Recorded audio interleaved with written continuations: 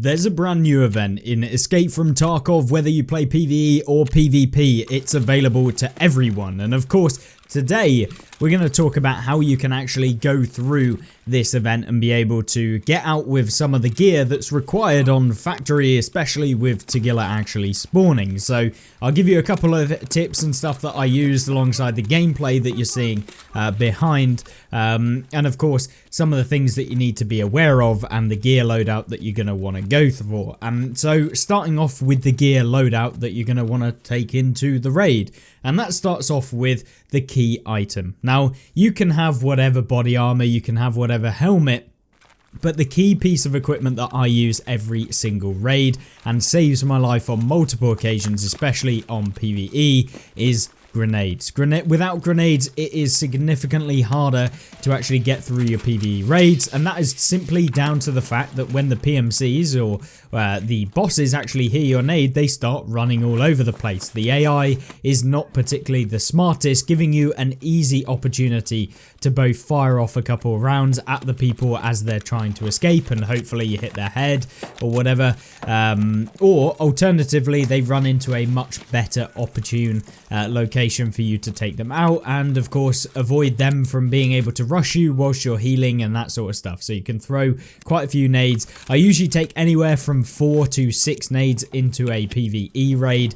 just simply because, you know, I use them all of the time, and then you can replenish. Now you don't need to do that, because obviously if you take out a PMC, they usually have 2 grenades in the 3rd and 4th slot on them, but sometimes that doesn't always happen. They can have a pistol and they can have a shotgun as a primary, which means the pocket slots are taken up by shotgun ammo, and then the 3rd one and 4th one will be pistol magazines. Now, the next best thing that you can use on factory is having the factory emergency exit key, especially with this specific event, because of the fact that you can then, as soon as you get enough weapons that you've basically kitted out your backpack and you've kitted out yourself with enough stuff from the raid, from taking out those scavs, which is the primary objective and the hardest one that you'll find, is finding the western scav weapons on those scavs. You need 5 of them, so being able to extract with them by putting them into your backpack and going out of the nearest exit, as opposed to the one exit that you're actually limited to if you don't have the factory key.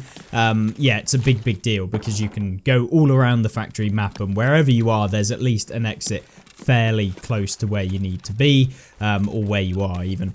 So that's another thing, factory emergency exit key. That is the one that you'll want to be getting. Then you have, of course, a couple of other bits and bobs that you want. So obviously we spoke about body armor and of course armored rigs. Now typically on factory I will be running an armored rig. This makes it a little bit easier.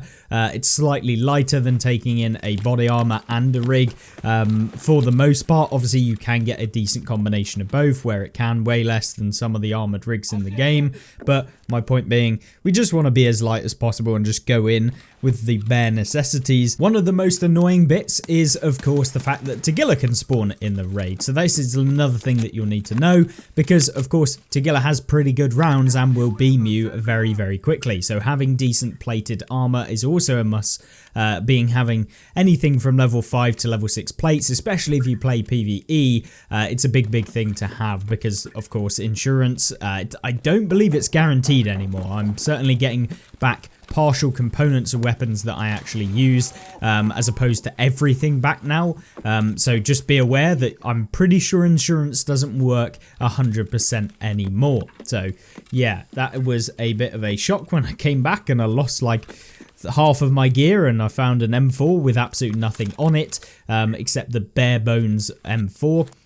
So with that being said, of course there's quite a few other bits and bobs that we can talk about, and that is that you want to be basically waiting for PMCs to come around doors. Now often people are wide swinging, going straight around corners in PvE, which is a very bad mistake. I mean, even on PvP it's a pretty bold move, and unless you got pretty cracked accuracy, you're going to lose almost every gunfight.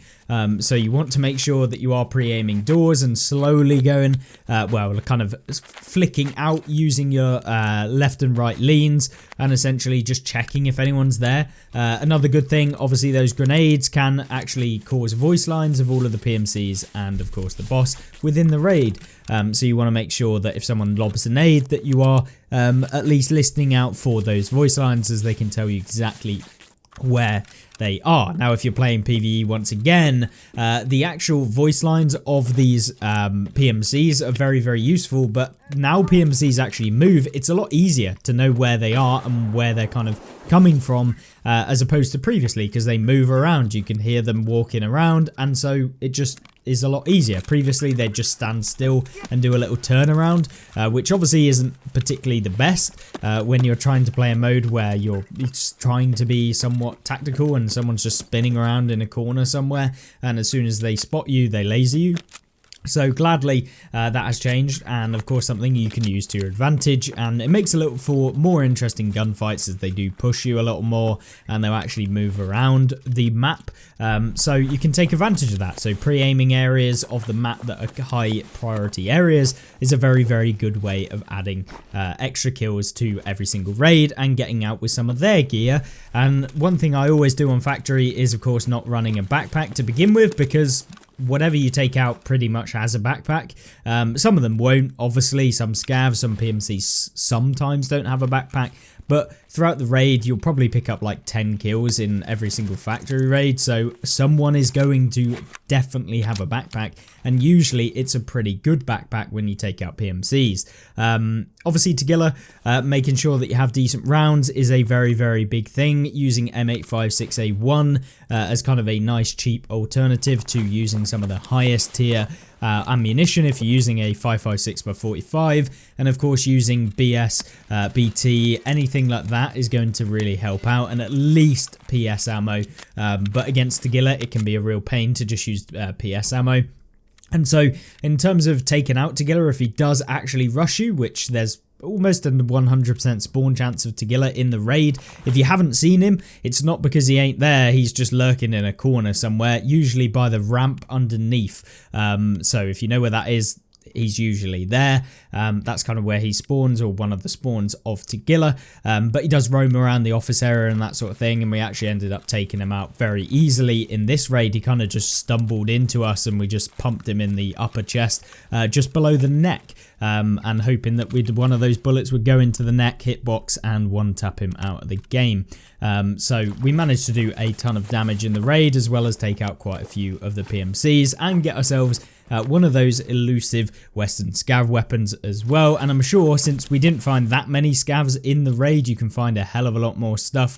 But it's just down to, you know, do you get lucky with the amount of scav spawns in said raid, or do you end up just only meeting PMCs, that sort of thing. So either way, hopefully that gives you a couple tips for Factory, and generally just being able to complete this task slightly faster for import control. So with that being said, if you enjoyed this video, make sure that you do like it, as that does me a massive favour, and hopefully I will see you in the next video coming soon. Goodbye.